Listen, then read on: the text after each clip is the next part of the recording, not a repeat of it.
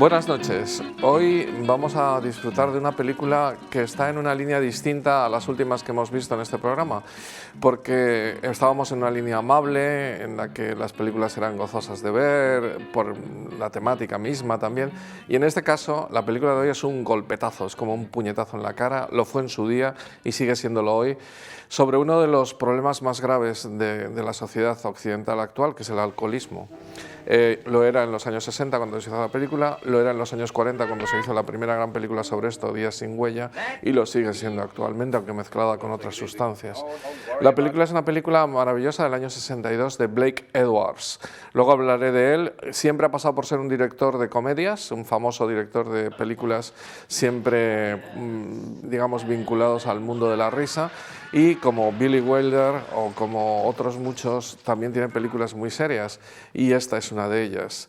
Y la película fue un proyecto de Hallen Productions, que es una productora muy pequeña, que la presento hoy en sociedad, yo creo que nunca hemos hablado de ella, que estaba un poco bajo los auspicios de la Warner, distribuía la Warner, pero era una productora independiente, y tiene algunas películas famosísimas como La leyenda del indomable, algunas más que hemos visto o veremos en este programa. El caso es que como la distribuyó la Warner, la gente siempre piensa que es una película de la Warner. Fue una película, ya digo, sobre el alcoholismo que dejó muy impactado a todo el mundo. De hecho, luego veremos los premios, pero ganó muchos premios porque, a pesar que estaba ya el cine en color avanzando, es una película en blanco y negro y, digamos, en unos ambientes bastante reducidos, con muy pocos actores, y sin embargo la gente la seguía con entusiasmo. Solamente ocurrió 3 veces. Con Marty, siempre son películas de este estilo, Marty, y recientemente Parásitos, porque el gusto de un festival como el de Cannes, en general los festivales europeos, y el mundo de Hollywood es muy distinto. Días sin huella marcó vuelta de tuerca. Esta película es todavía más ahí, porque aquí la mujer también se alcoholiza y todavía es más duro, y hay escenas durísimas que no se veían, como la célebre de la camisa de fuerza, que no se veían en Días sin huella. También fue una película que triunfó en un festival, en este caso en el de San Sebastián, y ganó mejor director, mejor actor y mejor actriz, la Concha de Oro, o mejor dicho, Conchas de Plata. La de Oro solamente es mejor película, Concha de Plata a los 3. Blake Edwards, Jack Lemmon y Lee Remick. Y cuando llegó a los Oscars se quedó ahí en la puerta de todos ellos, porque es un año espectacular. El año 62 es el año que gana Lawrence de Arabia, pero es que además estaba Matar a un ruiseñor. Gregory Peck le quitó el Oscar a Jack Lemmon precisamente por esa interpretación, que está considerada una de las mejores interpretaciones de la historia del cine. Es más, cuando se tuvo que escoger un héroe americano de toda la historia del cine, se escogió el personaje de Atticus Finch de Matar a un ruiseñor, el personaje de Gregory Peck. Estaba nada menos que Burt Lancaster por El hombre de Alcatraz. Es un año en el que estaba en mujeres, gana la mejor actriz Anne Bradford por El milagro de Anna Sullivan. Bueno, y estaba nominada Katharine Hepburn, Gloria, estaba nominada Bette Davis, nada más. Bette Davis estaba nominada por la de Baby Jane, ¿no? Bien, pues en definitiva, un añazo. Si añadimos a eso que es el año de El hombre que mató a Liberty Balance, de las últimas películas de los grandes, de John Ford y de Howard Hawks Hatari y otras muchas, que El día más largo, esa representación de todo lo que fue el día D, también en blanco y negro, y encima Lawrence de Arabia con todo su color, su metraje impresionante y la maravilla de sus actuaciones. Bueno, también Jack Lemmon luchaba contra Peter O'Toole. Peter O'Toole no ganó el Oscar por Lawrence de Arabia, una de sus mejores interpretaciones, precisamente porque estaban ahí muy reñido todo. Es la verdad que es un año emblemático, el 62, porque muere Marilyn Monroe, muere Franz Borzage, el famoso director, muere Charles Lawton, el famoso actor también, y es como un cambio, como que al final es el final de Hollywood, del Hollywood clásico, del hobby de las grandes productoras y tal, y comienza ya una cierta agonía, porque en esos años está produciéndose además en Europa la Nouvelle Vague y el Free Cinema.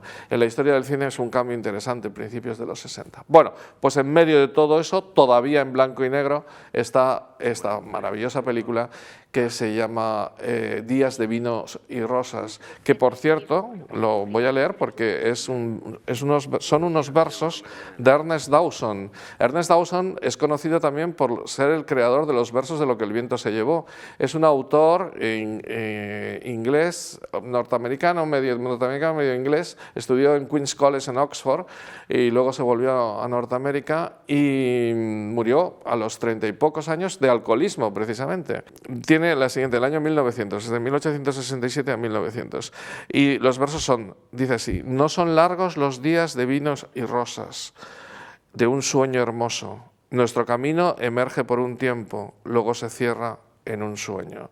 La traducción no hace que rime, pero es una rima porque no son largos los días de vino y rosas, de un sueño hermoso es el siguiente verso, pero lo mismo que Lo que el viento se llevó, que los versos que dieron lugar a que Margaret Mitchell escribiera la novela son también de Dawson.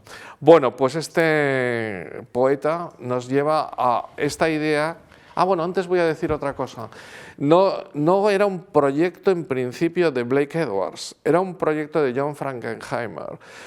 Tanto Edwards como Frankenheimer como Mulligan pertenecen a una generación de directores que es conocida como la generación de la televisión, porque esta obra, este guión, se llevó primero en televisión y lo llevó John Frankenheimer, este directorazo impresionante que ha hecho tantísimas películas pero que no era bien considerado por la productora, y entonces se lo dieron a Blake Edwards, que cambió cuestiones del guión, la mano de Blake Edwards total, en la imagen y tal, porque el otro era un proyecto de televisión. Pero los actores son interesantes porque Piper Laurie, que es la que hacía el papel que hacía Lee Remick, también es muy angelical, tremendamente dulce, el ejemplo de pureza como el que tiene Lee Remick también. Y él, que era Cliff Robertson, el famoso actor de carácter y tal, también se parece en cierta medida a Jack Lemmon por los gestos de las caras, y sobre todo era el mismo papel el del padre, o sea que el mismo actor que aquí hace de padre hace también en la película de la televisión. Bueno, es la segunda vez que Blake Edwards, sin querer, pero le roba una película a John Frankenheimer. La otra fue Desayuno con diamantes, nada menos. Bueno, pues la música también aquí es de Henry Mancini, fabulosa música de Henry Mancini, aunque aquí no triunfó tanto como la de Desayuno con diamantes, y la que sí triunfó fue la canción tan bonita de Johnny Mercer, que la recoge de los versos de Dawson y le da todavía un giro más bonito. La canción suena varias veces en la película y es una maravilla. Johnny Mercer ya era conocido desde hacía mucho tiempo por muchas de las películas, es el autor de la canción Moon River de Desayuno con diamantes, y en general ha tenido Charada, hemos visto aquí también Charada, en fin, es un autor de canciones para películas impresionantes, y es muy raro ganar una canción, el Oscar a la mejor canción del año, que no pertenezca a una película musical. Bien, pues este es Johnny Mercer.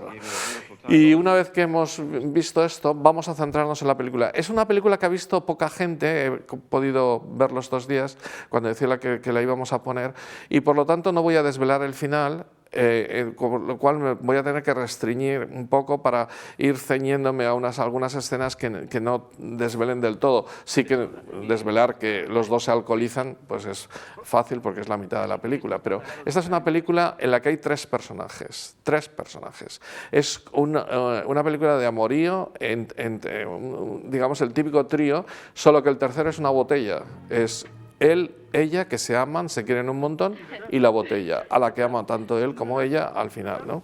Entonces, este es un trío interesante, porque la película está llena de botellas, de vasos, incluso cuando están en la famosa casa que está bien al principio, cuando son días de rosas, prácticamente no hay libros, ni hay nada, lo que hay son copas, y cuando pasa por detrás está lleno de copas y de... Bien, esta es la primera idea, que es un triángulo amoroso, pero un triángulo amoroso en el que está por medio la bebida. La segunda idea que me parece importantísima de la película es que la parte de rosas, me gusta mucho esto de días de vino y rosas, pero tendría que ser al revés, día de rosas y luego de vino. En la parte de rosas, donde el único que bebe es él, y además lo disimula bastante bien, es un enamoramiento sensacional. Creo que es una de las películas románticas más bonitas en esa primera parte, y luego incluso después, porque se quieren un montón. Y cómo la enamora a ella, cómo ella intenta...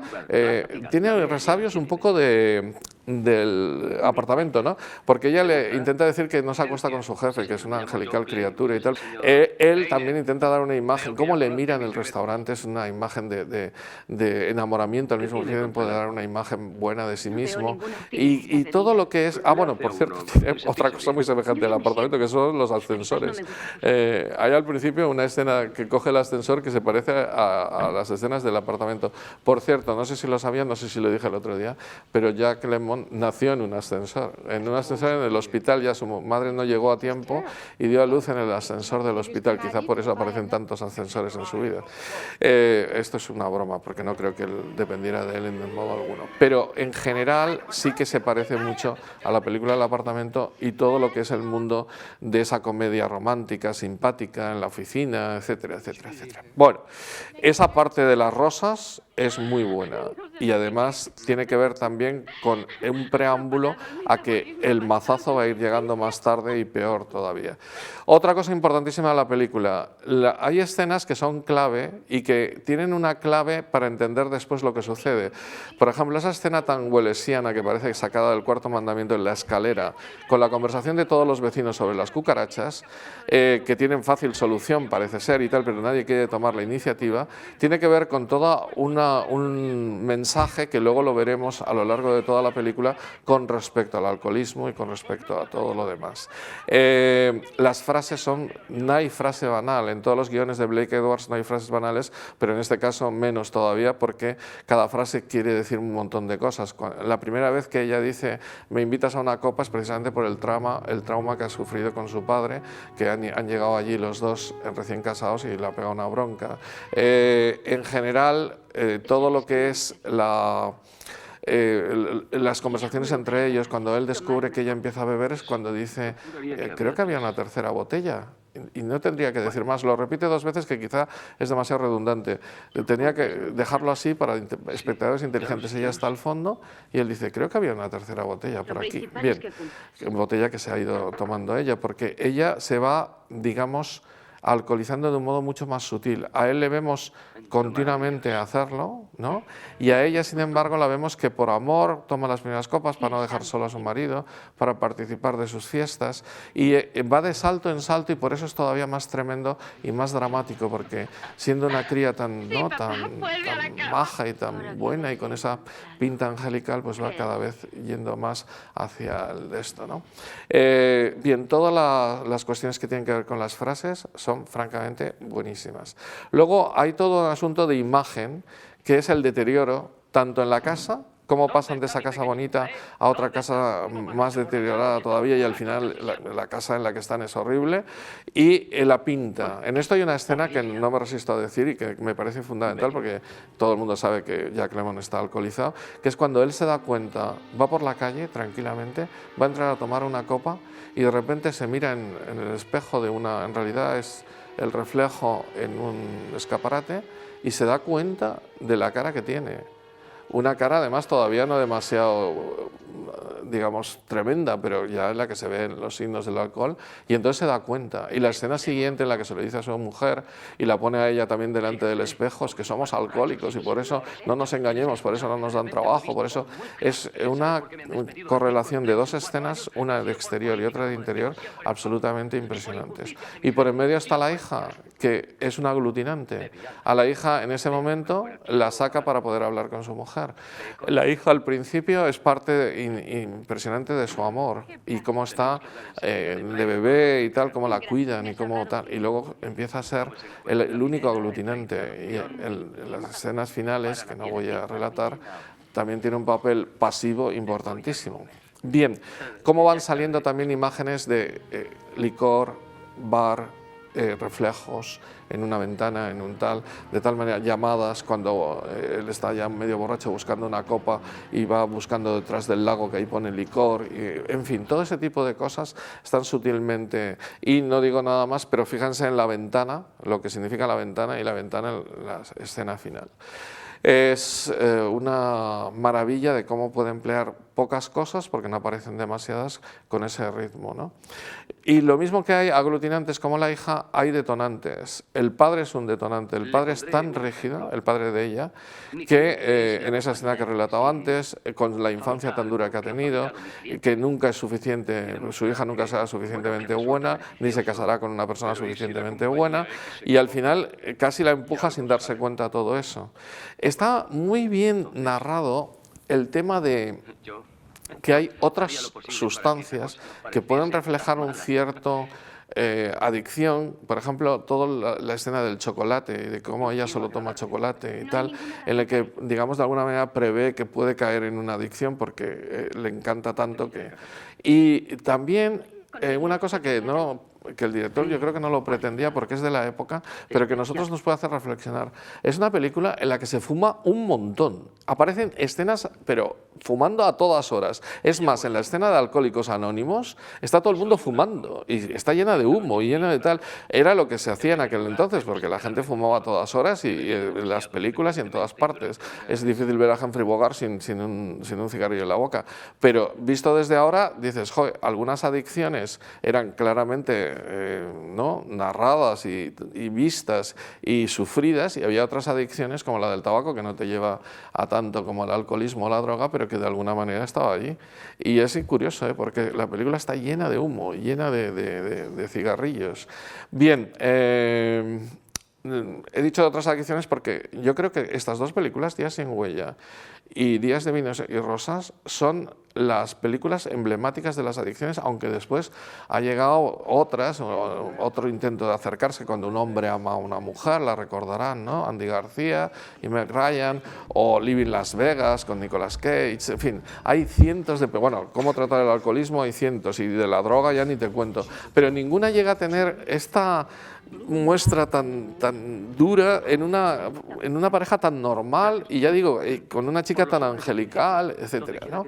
Bien, pues esta es la explicación así en general de lo que significa Días de vino y rosas, sin llegar a... Hay algunas escenas que sí puedo citar porque todo el mundo... Una la he citado antes, en la que se ve que Jack Lemmon es un actorazo de primer nivel, el que está acostumbrado solo a verlo en comedias. Ya dedicamos mucho tiempo a hablar de él en el apartamento, pero la escena con la camisa de fuerza es impresionante, las caras que pone, y casi me gusta más la del invernadero, cuando empieza a destruir cosas y a chillar, que realmente es una actuación de primerísimo nivel. O sea, Jack Lemmon era un genio, aunque le dieron, como dije el otro día, solamente 2 Oscars en su carrera, uno de actor secundario y otro de actor primario, pero de todas maneras podría haber sido por muchísimos premios y muchísimas cosas. Bien, entonces vamos a centrarnos, ahora que ya he hablado de la película en general, vamos a centrarnos en Blake Edwards.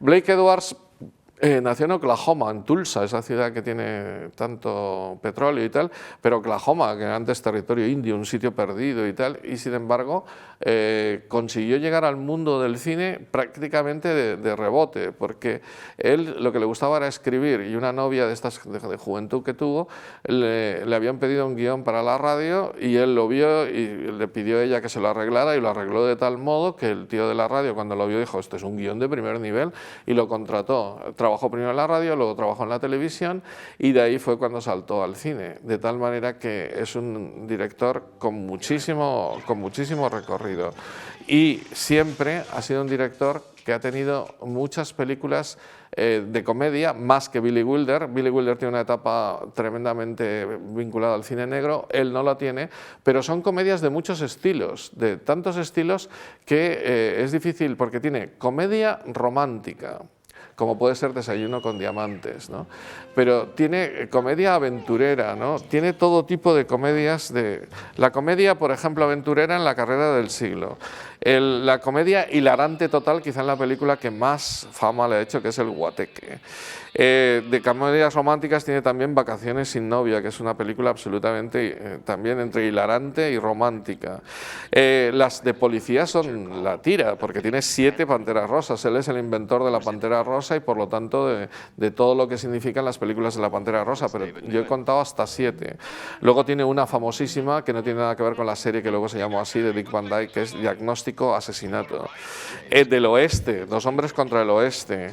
De musical, tiene nada menos que Darling Lily y Víctor o Victoria con su mujer. Bueno, esto es una de las sorpresas que en su día me llevé, que está casada con una persona que decías, no parece que peguen mucho, pues pegaron tanto, que es Julie Andrews, la famosa actriz de Sonrisas y Lágrimas y Mary Poppins, pues estuvieron casados 41 años, desde el 69 hasta que él murió.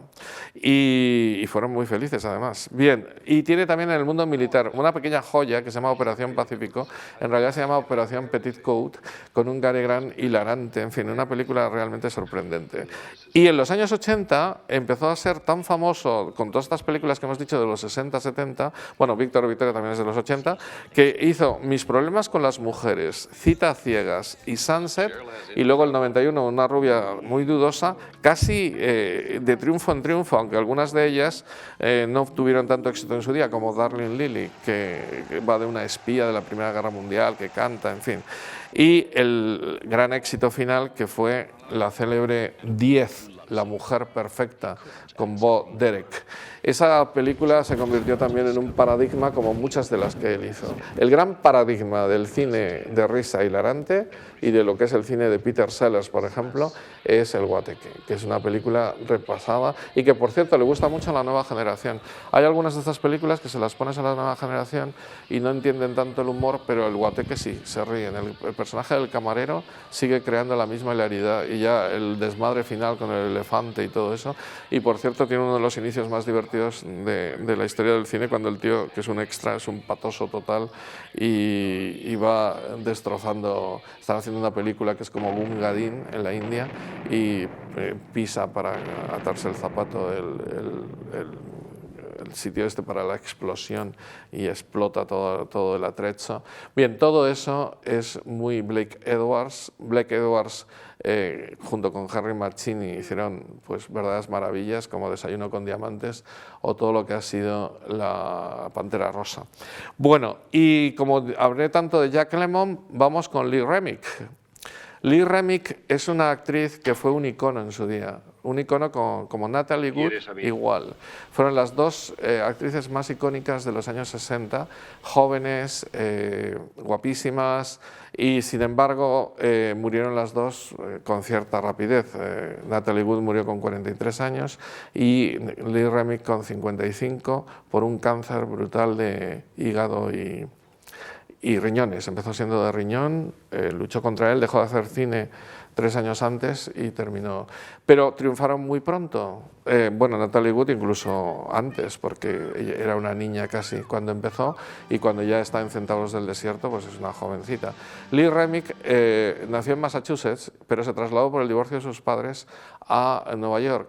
Y estudió en un colegio de señoritas bastante bien, porque sus padres tenían cierto dinero, y consiguió entrar en el Actors Studio, y eso fue fundamental, porque en el Actors Studio la conoció Elia Kazan, y Elia Kazan, que era el jefe del Actors Studio, la pone ya en una película cuando tenía 22 años, 21, 22, y las 3 películas que hizo con él, Un rostro en la multitud del 57, El largo y cálido verano del 58 y Río salvaje del 60, la pusieron en el Olimpo de los dioses. Es más, entre el 58 y el 60, el 59 hace nada menos que Anatomía de un asesinato, siendo pareja de James Stewart con Otto Preminger, que esto sí que es realmente el cambio de generación, James Stewart y Lee Remick y Otto Preminger de director. Bueno, pues ese año, el año 60, ya se lanza a ser pues muy conocida por todo el mundo.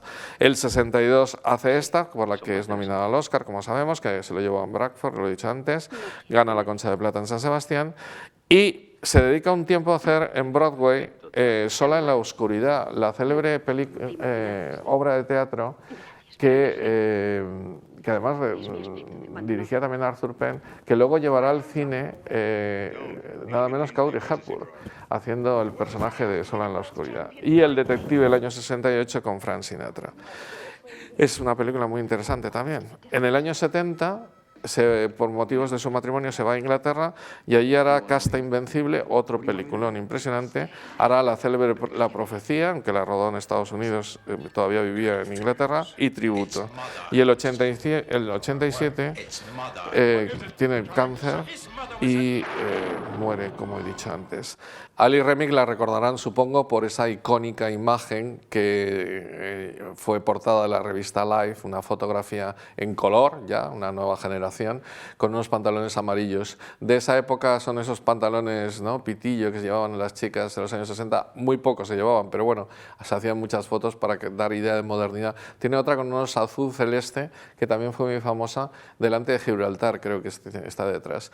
Y en general también con Natalie Wood empezó a tener esas fotos de estudio ya de busto o de cara que eran en color, ¿no?, con respecto a las actrices antiguas de Hollywood. Y esa generación pues cambió todo el mundo del cine, ¿no?, de lo que es propiamente los años 60, que son unos años en donde va cambiando todo y va... Bueno, pues Lee Remick no solamente fue... Es curioso porque, pobre, yo creo que nadie se acuerda de ella a nivel del gran público, y lo tuvo todo y fue famosísima, y lástima que se malograra su fama, y prácticamente no tiene películas de actriz secundaria porque empezó prácticamente siendo primaria desde el inicio hasta el final, además con ese estilo que tiene en Actors Studio. Aquí en la película está más desdibujada que Jack Lemmon en apariencia, porque su papel es tan más enigmático, más sugerido, más retraído, más al fondo, digamos, pero la actuación es impresionante. Desde las escenas que están los dos con la botella por en medio en la cama hasta cualquiera de los momentos dramáticos. Bien, y vamos con el último, Charles Bickford, ya que a Jack Lemmon no le voy a dedicar más tiempo. Chuck Bickford es este actor que hace de su padre y que hizo ya de su padre la versión de televisión. Es un actor que fue leñador de joven, incluso se dedicó a matar plagas de estas con pesticidas y tal, y al final le dio el ramalazo del teatro, se metió en una troupe que iba por todo el país haciendo obras de teatro, muy típico de antes de la Segunda Guerra Mundial, los años 20-30, y se dedicó a recorrer todo el país. Estuvo más de una década, hasta que en una representación en Nueva York le vio Cecil B. DeMille, y se lo llevó a Hollywood, a la Metro, y llegó a ser la pareja de Greta Garbo en Anna Christie. De tal manera que es un actor increíble, ¿no?, en ese sentido, por su trayectoria. Y en los años 40 y 50 se hizo muy famoso con muchas películas. Orgullo de los Marines, que supongo que la conocerán, Buffalo Bill, aquí se llamó Buffalo Bill, The Plainsman, ¿no?, en inglés, La auténtica Piratas del Mar Caribe, la increíble Duelo al Sol, ahí ya empieza con esos personajes del oeste tan típicos suyos, y luego fue nominado 3 veces al Oscar a la mejor actuación secundaria o de reparto por la canción de Bernadette, ahí haciendo del abate, del sacerdote este célebre en las apariciones de Lourdes, el año 46, Un destino de mujer, papelón increíble el año 48, y Johnny Belinda, que aquí en España se llamó Belinda, el año 49. Luego Ha nacido una estrella, con la de Judy Garland, no las versiones otras que hay, y al final termina su carrera con Horizontes de grandeza y Los que no perdonan, papeles del western típicos, como fue El duelo al sol, en el que siempre dio una imagen de hombre duro, de padre de familia, del tío que maneja el rancho, etcétera, que algunos la han encasillado en ese papel, pero si ven todas las películas que he citado, tiene gran cantidad de recursos y gran cantidad de roles. Y murió 5 años después de hacer esta película. Es, yo creo que su última gran película. Bueno, pues esta es la historia de los actores, y que no citamos al hablar del apartamento porque Jack Lemmon ya les remito ahí, ya que suelen subir todos estos programas a YouTube y todo esto, y los seguidores del programa ya lo habrán escuchado muchas veces. Y para terminar, he de volver al inicio. Es decir, hemos visto películas muy amables, desde 2023 casi todas son películas en las que se nos esboza una sonrisa o el corazón se nos enternece, pero en este caso es una película en la que te sobrecoge. Conozco una persona famosa, pero no voy a citar quién es, que le dijeron, ¿has visto la película? Dice, sí, me ha impactado. Y entonces le dice, ¿y qué vas a hacer ahora? Porque era una persona que bebía bastante. Y en vez de decir dejar de beber, dijo, voy a dejar de ir al cine. Bueno, pues eso, porque te plantea claramente en la cara, que es lo que hacen los buenos amigos, lo que sucede cuando uno es alcohólico, lo que sucede cuando uno se deja llevar, cuando uno no lucha. Aquí hay, y con esto tampoco desvelo demasiado, hay dos actitudes al principio, no voy a decir al final y tal, con respecto a la bebida. Al principio, cuando los dos ya son alcohólicos. Una, la lucha, que es la que encara Jack Lemmon a partir de que se da cuenta con esa escena que he contado del espejo, y otra, la de Lee Remick, de dejarse al principio llevar muchísimo. Porque hay una frase de ella que dice, me gustaría que no fueras tan fuerte, ¿no? O, yo prefiero seguir el camino de los débiles.